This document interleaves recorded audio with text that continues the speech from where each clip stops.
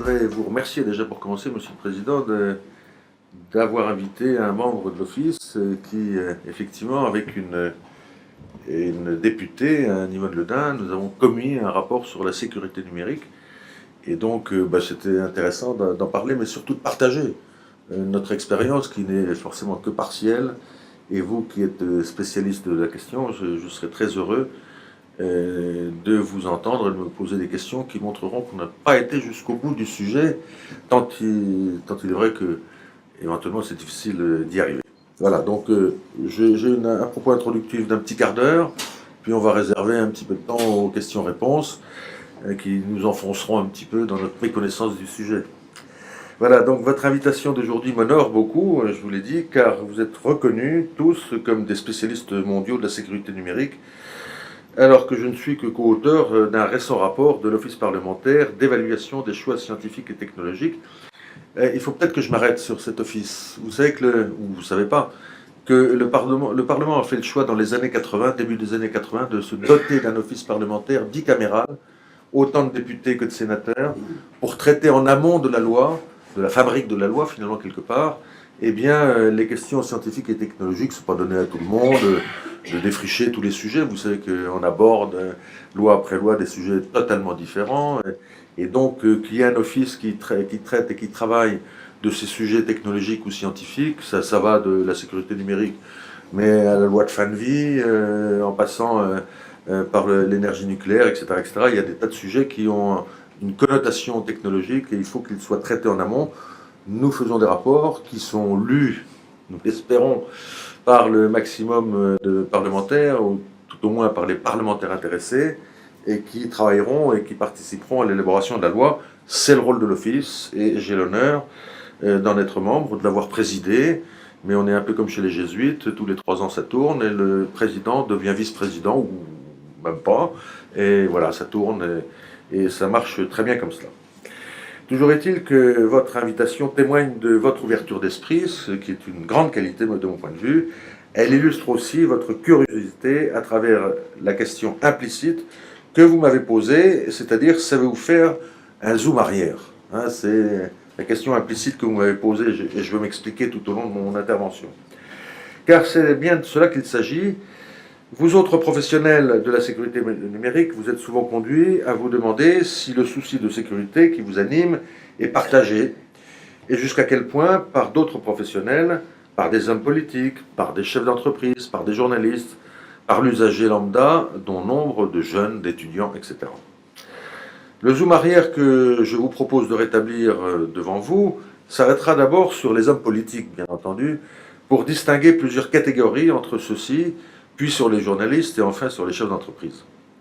Je m'arrêterai là car le moment des questions sera venu et j'y répondrai avec plaisir, si je peux d'ailleurs, mais je devrais ensuite, comme vous l'avez dit, Monsieur le Président, vous quitter aussitôt car l'Office travaille beaucoup, il y a beaucoup de sujets actuellement, et se réunit à l'Assemblée nationale ce soir, en fin d'après-midi, et je vous prie par avance de bien vouloir m'excuser, mais je crois que nos échanges seront intéressants. Je n'insisterai pas sur l'omniprésence du numérique, sur son usage, maintenant étendu à des sphères qu'il avait d'abord négligées, dont les hommes politiques. Alors, dans mon propos, je serai très modeste parce que j'ai en face de moi des gens qui sont infiniment plus spécialistes que moi en la matière. Donc, je resterai très, très prudent et très modeste. En effet, le zoom arrière que vous attendiez est plus exigeant car il s'agit non du simple usage, mais de la sécurité numérique. Et ce type d'interrogation est bien caractéristique justement des thèmes abordés par l'Office parlementaire d'évaluation des choix scientifiques et technologiques. Dès février 2013, l'Office a organisé sur le thème de la sécurité numérique, conjointement avec les commissions chargées de la défense, dans chaque assemblée, une journée d'audition publique traitant le matin des aspects militaires de la sécurité numérique et l'après-midi des aspects civils. Et c'est ça qui m'a mis la puce à l'oreille, au fond, c'est cette séance très très intéressante, peut-être que certains d'entre vous y participaient. Pour en rester au parallèle avec la technique cinématographique, ces deux zooms juxtaposés en février 2013 donnaient à l'image obtenue davantage de flou que de relief, car ils distinguaient des objectifs d'étude qui sont finalement étroitement liés. Entre le civil et le militaire, je l'ai découvert, c'était étroitement lié. C'est pourquoi, lorsque, quelques mois plus tard, toujours en 2013, la Commission des affaires économiques du Sénat a saisi, à ma demande bien entendu, a saisi notre office d'une étude sur la sécurité numérique pour les entreprises, le civil et le militaire se trouvaient d'emblée dans le même sujet d'étude, loin d'avoir été épuisés par la journée d'audition du 21 février. Bien sûr, un sujet d'une telle ampleur, on ne peut pas l'épuiser en 2 demi-journées. Et donc, Madame Anne-Yvonne Le Dain, députée, et moi-même, sénateur, avons été désignés comme rapporteurs, et très vite, nous avons rencontré le président de la Commission des affaires économiques du Sénat, qui nous avait saisis, pour lui proposer de centrer, parce que le sujet est tellement vaste, on pouvait étudier la sécurité économique tant sur le plan diplomatique que financier, que, etc., gestion du personnel, donc c'est pour l'administration, que pour les entreprises, toutes les entreprises, les banques, etc., etc. Et finalement, on a très rapidement, après une étude de faisabilité, parce que c'est toujours comme cela qu'on fait à l'Office, on commence par faire une étude de faisabilité, discutée par les membres de l'Office, qui nous donnent le feu vert ou non, pour faire notre rapport. Et nous avons bien vu qu'il fallait se centrer sur les OIV, hein, qui sont très importants, bien entendu, pour le fonctionnement de la France, et en particulier sur ceux du secteur des télécommunications et ceux du secteur de l'énergie. Chacun imaginera, s'il n'y a plus de téléphone portable, vous savez que Orange est tombé en panne 4 ou 5 heures il y a 1 an ou 2, ça a été une catastrophe, et on imagine ce qui pourrait arriver s'il n'y avait plus d'électricité. Je ne vous fais pas de dessin. Voilà pour la mise au point du Zoom. Cependant, même si les rapporteurs se trouvent en première ligne, et donc le privilège de les sélectionner, puis d'étendre et de questionner en direct une centaine de personnes, ce qui n'est pas rien quand même, on a entendu beaucoup de personnes, et des personnes qui comptent par-dessus le marché, dans le monde, il y en a ici d'ailleurs, dans le monde de la sécurité numérique, dont l'occlusif bien entendu, il est essentiel qu'une étude de l'Office sensibilise des personnes bien au-delà des rapporteurs. Sinon, ça n'aurait que peu d'intérêt s'il n'y avait que 2 personnes et les administrateurs qui nous accompagnent, ô combien. S'il n'y avait qu'un modeste noyau de personnes, ça n'aurait absolument aucun intérêt. Et c'est donc cela le zoom arrière. Or, cet objectif est d'autant plus ardu que la quasi-totalité des parlementaires n'a jamais disposé d'assez de temps pour s'interroger à fond sur la sécurité numérique. Une petite anecdote.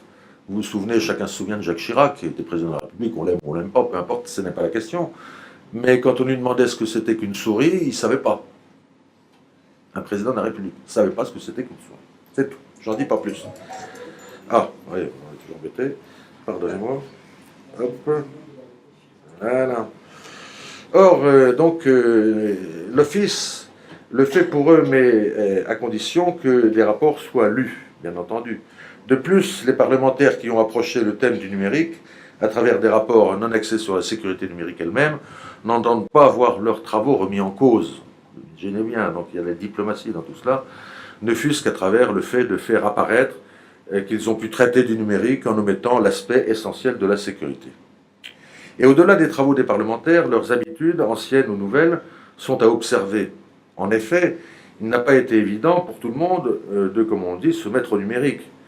Mais passé ce cap, il est assez contrariant de s'entendre expliquer par un autre élu, d'ailleurs non spécialiste du numérique, que la messagerie électronique choisie, le téléphone utilisé, la tablette brandie comme un signe de modernité n'offrent aucune sécurité et font de l'homme public un homme nu.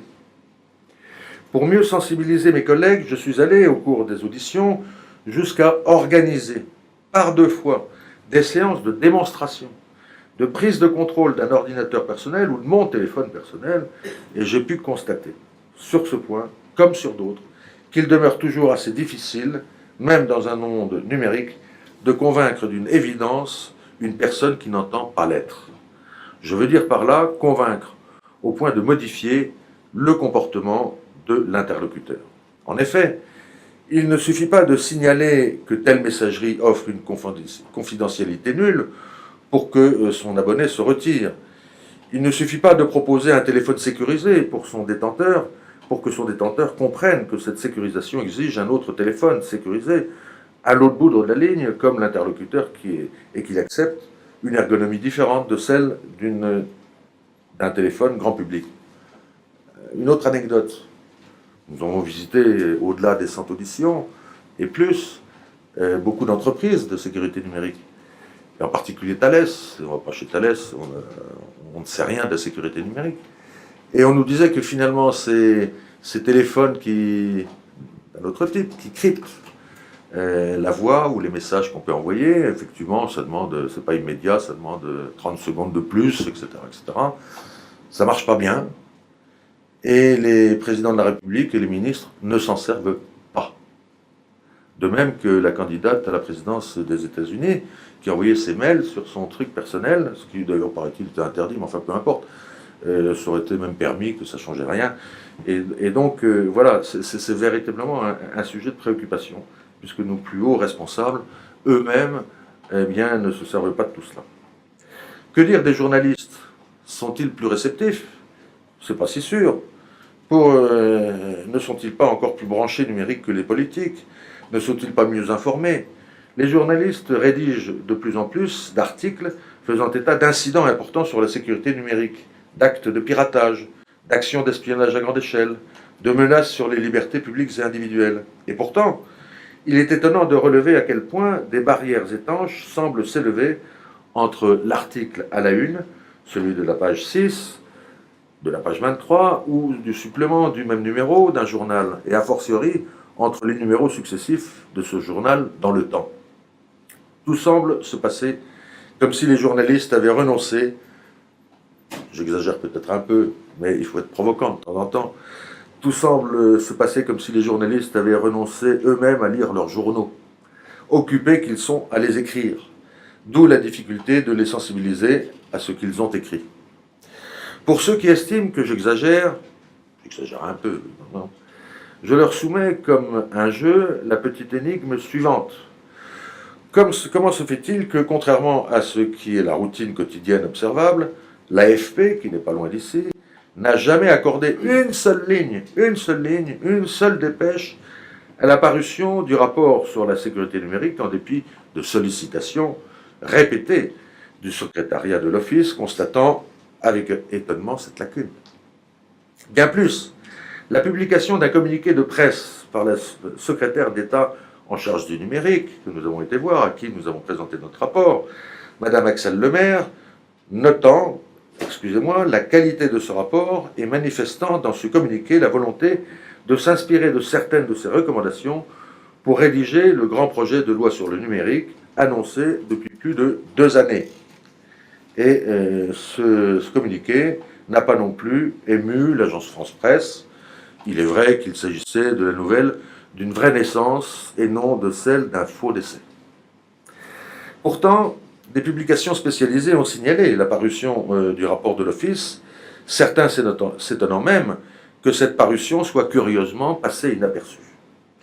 Mais, vous connaissez cela mieux que moi, les recommandations de sécurité doivent être discrètes, faciles à suivre, peu contraignantes, gratuites, et leur omission sans impact, ce qui est paradoxal, sinon elles dérangent. D'une manière générale, à l'opposé de la sensibilisation, le déni de risque numérique permet de différer la prise de conscience et de minorer l'utilité de celle-ci. Une dernière anecdote. On s'est aperçu finalement que dans une entreprise, même les entreprises d'importance vitale, et les autres qui sont non moins importantes, sinon pour le fonctionnement de la France, pour l'emploi, etc., eh bien finalement le chef du service informatique, s'il existe, est un peu considéré comme un empêcheur de tourner en rond par le directeur général ou par le patron. Il ralentit tout, il coûte cher, et finalement on l'écoute peu, voire pas, jusqu'au jour où ils s'aperçoivent que ça fait quelques mois, voire quelques années, que toutes les informations de l'entreprise sont pillées, et que ça coûte une fortune à l'entreprise elle-même. Donc voilà, on en est là aujourd'hui, hein. C'est ce que j'ai découvert, je ne sais pas. Voilà, donc c'est quelque chose qui est quand même très important.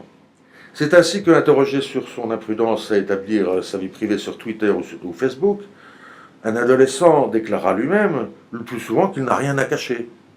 Un parlementaire estimera qu'il est un personnage public, que son emploi du temps est déjà connu par tout le monde, et que d'autres parlementaires sont plus importants, plus intéressants à surveiller que lui, et que donc l'homme public lui-même n'a rien à cacher.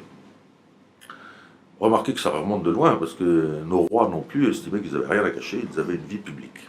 Mais complètement publique, là. 24 heures sur 24. En fait, le déni de sécurité de risque numérique sert surtout à se dispenser de s'interroger sur ce qu'est un message, sur l'adéquation indispensable entre la nature du message et son mode de communication, donc sur le degré de sécurité numérique à choisir pour chaque message, sa divulgation et sa conservation. Certes, cela exige une prise de recul, un peu de temps, un effort de cohérence et éventuellement une remise en question. C'est peut-être ça le pire d'ailleurs, ou le plus dur. Alors, entre le parlementaire déjà préoccupé par la prochaine loi élaborée et le journaliste, en chasse de nouvelles, qui fera oublier toutes les autres, comment se situe le chef d'entreprise d'un opérateur d'importance vitale et toutes les personnes gravitant autour? La centaine d'auditions menées nous a conduit à la conviction que ce chef d'entreprise ne saurait être avisé tout seul. En effet, la sécurité numérique d'un opérateur d'importance vitale dépend tout autant de son équipe de direction que de l'ensemble de ses personnels et également de ses fournisseurs, de ses clients et de ses sous-traitants. La sécurité numérique est d'abord une affaire de comportement, donc d'hommes, et donc aussi de prise de conscience, d'ailleurs à renouveler au gré des évolutions, des techniques et des situations. Bien évidemment, cette sécurité est aussi une question de matériel, de choix de ces matériels, de la confiance à y placer, mais en connaissance de cause. Alors faut-il sensibiliser à la sécurité numérique? Certes, mais peut-on se contenter d'une simple sensibilisation? Pourquoi s'arrêter là? Pourquoi ne pas accepter la nécessité d'éduquer, de former à la sécurité numérique? Pourquoi s'y prendre si tard et si mal? En préparant les auditions du rapport, j'attendais toujours l'information, le témoignage, puis la révélation qu'existait quelque part un enseignement à la sécurité numérique adapté aux évolutions rapides de cette technologie. Au lieu de cela, s'imposa un drôle de constat. La pénurie de professeurs en informatique était assortie de la croyance bizarre d'ailleurs que des professeurs de disciplines autres, les mathématiciens en tête, pouvaient se muer rapidement et automatiquement en professeurs d'informatique. À cela s'ajoutaient des modules de sécurité numérique modestes, y compris dans les écoles formant au numérique, le tout dans un contexte où l'appel incantatoire à d'innombrables plans pour le numérique à l'école mettait toujours l'accent sur les matériels, les connexions, les débits, et trop rarement, voire jamais, sur le raisonnement, sur le message, la sécurisation indispensable du message à penser, à mettre en œuvre méthodiquement, à maîtriser en tout cas. Quoi qu'il en soit, même si l'enseignement de la sécurité numérique laissait dubitatif, il était à espérer que les opérateurs d'importance vitale, épaulés par l'ANSSI, se trouvassent mieux dotés et même au-dessus de tous les risques. Cependant, l'insuffisante sensibilisation de toute la chaîne des acteurs de la sécurité numérique, confondant la plupart du temps ce qui n'est pas sans risque, utilisation numérique personnelle et utilisation numérique professionnelle, là aussi on l'a découvert, c'est incroyable. Des professionnels de la sécurité numérique utilisent, alors même Thales a inventé le téléphone qui se sépare en deux, si je puis dire, partie personnelle, partie professionnelle. Donc cela introduit de vraies vulnérabilités. En conclusion provisoire, je voudrais, très provisoire et très modeste, hein, je vous le redis, en conclusion provisoire, donc, je voudrais insister sur l'insuffisante sensibilisation à la sécurité numérique de l'élève, de la classe maternelle jusqu'au président de la structure classée opérateur d'importance vitale. D'où les quelques 100 recommandations, peut-être beaucoup trop, de l'Office parlementaire, présentées volontairement, entremêlées avec celles d'hygiène informatique de l'ANSSI, pour insister sur le fait que la sécurité des uns dépend de celle des autres et qu'il s'agit d'une construction commune à tous les acteurs impliqués, c'est-à-dire chacun d'entre nous, à condition que chacun le vive comme une démarche personnelle. En fonction de l'analyse de sa situation spécifique, la sécurité numérique de chacun dépend d'abord de lui-même, quels que soient les matériels et les recettes proposées. Et pour conclure, je reprendrai l'expression employée par notre ami ici, M. Lazaro. Je ne dis pas le nom parce que bon, pardonnez-moi. Mais nous l'avons auditionné et son audition était remarquablement intéressante et je voudrais le remercier d'ailleurs. Et dans son audition du 26 février 2014, car elle m'a marqué. Vous nous avez dit, l'objectif est de transformer les intelligences individuelles en intelligences collectives. Et je crois que ce sera ça le mot de la fin de mon exposé. Je compléterai seulement cette excellente formule par ce souhait, et que le réseau de la toile d'araignée numérique mondiale démultiplie les influx nerveux du cerveau de chacun de ces acteurs, au lieu d'en faire des puces irréfléchies, livrées aux appétits des araignées totalitaires ou aux zooms avant fulgurants. Je vous remercie.